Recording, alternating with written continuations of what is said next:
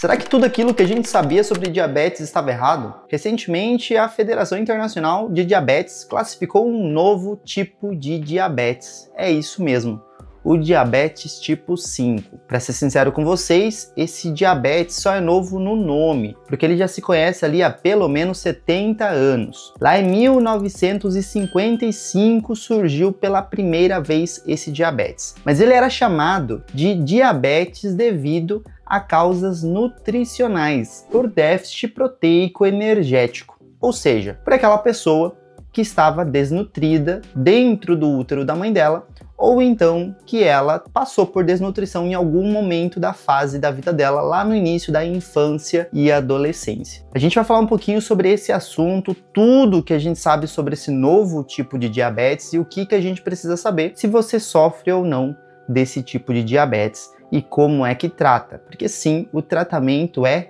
diferente. Ele não é igual ao tratamento de diabetes tipo 1, nem do diabetes tipo 2. Muito prazer, meu nome é Christian Morato, eu sou médico, eu falo sobre saúde aqui na internet há mais de 10 anos. Se você não quiser perder mais nenhum vídeo, é muito simples, se inscreve no canal, deixa seu curtir, seu comentário ali embaixo, sempre é muito gratificante estar lendo os comentários de vocês. Além disso, não se esquece também de ativar o sininho de notificação. Dessa forma, o YouTube entende que você gostaria de ver novos vídeos e talvez ele vai te avisar se eu postar vídeo novo, porque é uma plataforma que quase nunca avisa. Bom, pessoal, então o que seria esse diabetes tipo 5? Como eu falei para vocês, o diabetes tipo 5, ele na verdade, ele tinha outros nomes. Ele era conhecido também como diabetes tropical, porque ele acontecia mais em países tropicais. Também era conhecido como diabetes tipo J, porque na Jamaica foi a primeira vez que esse diabetes, acabou sendo estudado, em um paciente lá, em 1955. Então faz bastante tempo que já se conhecia, mas não se chamava de diabetes tipo 5. Essa nova classificação ela veio à tona para a gente tentar entender que precisamos de formas melhores de diagnosticar o diabetes, de saber classificar ele até mesmo para passar o melhor tratamento possível para os pacientes diabéticos. Afinal de contas, o paciente diabético tipo 1 recebe um tratamento e o paciente diabético tipo 2 recebe outro tipo de tratamento. A gente não pode estar passando as mesmas medicações para pacientes com doenças que não são idênticas, doenças que têm suas similaridades, afinal de contas estamos falando de diabetes, mas elas não são a mesma, porque diabetes tipo 1, por exemplo, ela é totalmente diferente no diabetes tipo 2. No tipo 2, o paciente é um paciente gordinho, ele tem sobrepeso, obesidade, ali ela acontece depois dos 35, 40 anos, o paciente passou um bom tempo com esse peso alterado, e aí os sintomas de poliúria, que é aquela produção de urina aumentada, muita sede, muita fome, e aí ele começa talvez a emagrecer, começam a aparecer. Já o paciente diabético tipo 1, ele tem os sintomas ali na infância e adolescência, ou adulto jovem mesmo, ali na casa dos 20 anos. Então é um paciente que sempre foi um paciente mais magrinho, é um paciente que não consegue produzir hormônio do pâncreas, que é a insulina, porque ele tem anticorpos que estão atacando o próprio pâncreas dele, os famosos autoanticorpos. Esses autoanticorpos, eles vão atacar e vão tentar destruir as células produtoras de insulina. Para você que nunca ouviu falar sobre isso, no pâncreas nós temos vários tipos de células. E as células que produzem insulina são as células beta, mas também existem outros tipos de célula, por exemplo, as células alfa.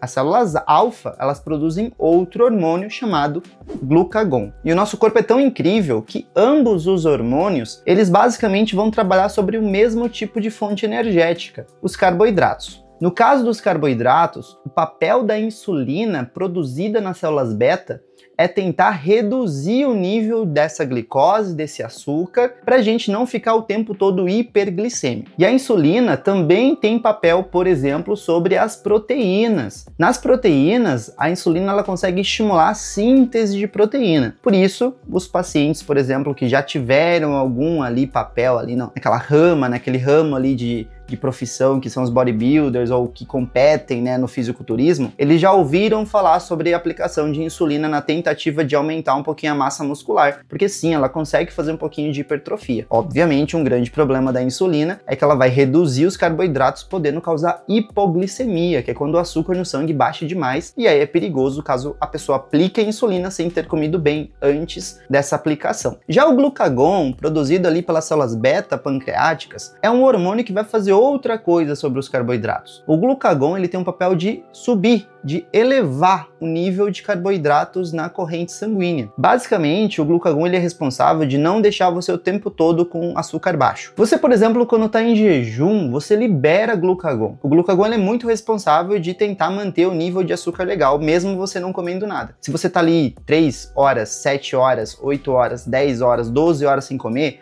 você não desmaia porque o glucagon está sendo liberado em pulsos e esse glucagon acaba fazendo o seu nível de açúcar se manter em valores normais. Agora pensa só um paciente diabético tipo 1. O paciente diabético tipo 1, ele basicamente tem aquela destruição das células beta do pâncreas, que são as produtoras de insulina. Ele não consegue mais produzir a insulina em valores adequados, normalmente a produção dele é muito pequena e por causa disso a gente precisa fazer o tratamento utilizando insulina. Ele precisa começar a receber insulina de forma externa, né, com aplicações de seringa de insulina. Então a gente começa a fazer as aplicações de 2 tipos de insulina. Tem a insulina basal, que é aquela que a gente aplica quando o paciente não está comendo nada, ou seja, aquela antes dele dormir, né, depois que ele acorda. Tem uma que é no período da tarde e tem outra que é a insulina pré-prandial ou só insulina prandial, que são aquelas insulinas que se aplicam antes ou logo após a refeição. Então o paciente ele vai tomar café da manhã, ele aplica antes do café. Ele vai almoçar, ele aplica antes do almoço. Ele vai jantar, ele aplica antes da janta, né? Vai comer um doce muito importante, ele sabe que ele vai comer um doce, um bolo, por exemplo, antes da festa. Ele faz uma aplicação da insulina para ele justamente não ter picos de açúcar. Então olha a importância de saber sobre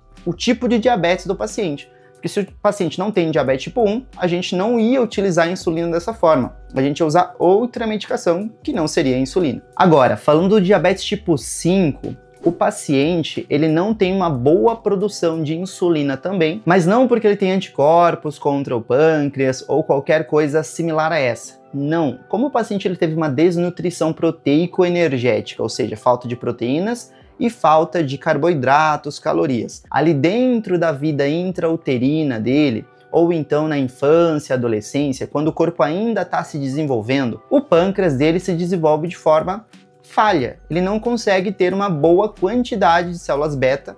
Veja bem, não porque elas foram destruídas por anticorpos, mas sim porque faltou nutriente suficiente para produzir as células beta. E por causa disso ele produz um valor muito baixo de insulina. Ainda assim, comparando com a insulina produzida no diabetes tipo 1, o diabético tipo 5 ele produz mais insulina do que o primeiro tipo de diabetes. Então, na hora da gente tratar, o tratamento vai ser um pouquinho diferente. Ele até pode precisar de insulina, no entanto, a gente também tem que focar bastante na nutrição do paciente, dando um bom aporte de nutrientes proteicos e calóricos para esse paciente. Diferente do paciente diabético tipo 1, que a gente não foca em nutrição de proteína, de calorias e tal, para a gente ter um bom tratamento dele. Uma coisa que pode confundir algumas pessoas é que o paciente diabético tipo 1 e o tipo 5, eles são fisicamente parecidos. Então, é um diabetes que acontece naquela pessoa mais nova, é um diabetes onde o paciente é mais magrinho, é um diabetes que aparentemente, né, na fisionomia dos pacientes, está tudo muito parecido. Então, sintomas de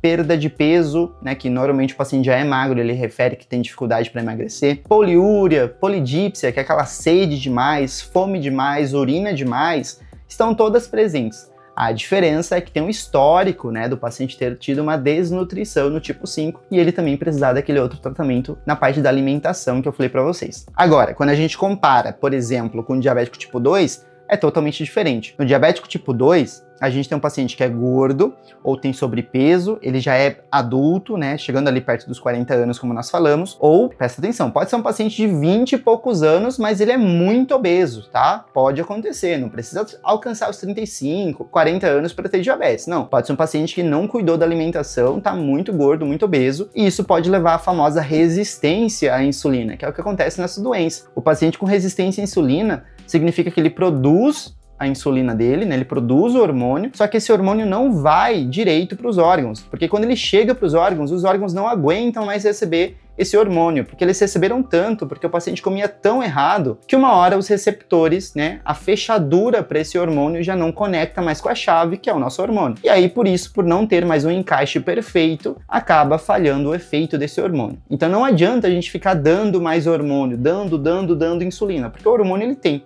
O problema dele é no receptor, né, na resistência. Então a gente dá medicação que acaba com essa resistência.